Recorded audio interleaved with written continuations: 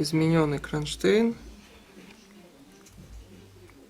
прикручен на болт М6.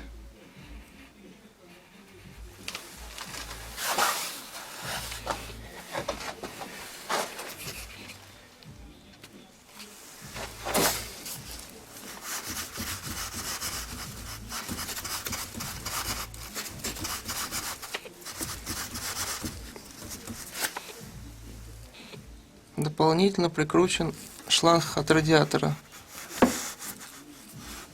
и проложен сплен, не знаю, видно вам нет, между бачком и проводкой ГУРа. Подальше возьмем так. Вот они кусочки сплена, потому что провода тоже бились.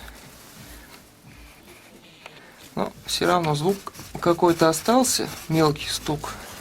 И сдается, что бьется еще между бампером. То есть бачок и между бампером. Нужно будет фару снять сверху, посмотреть, может тоже что-то проложить там.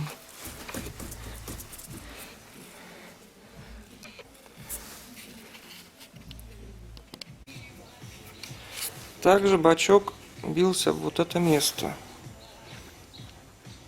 Ну вот я в прошлый раз на бачок наклеил сплен продавился, и все равно был контакт и стук. Это получается правая сторона. Вот. Сейчас возьмем горелочку и это дело подплавим чуть-чуть, хотя бы чтобы миллиметров 5 зазора был.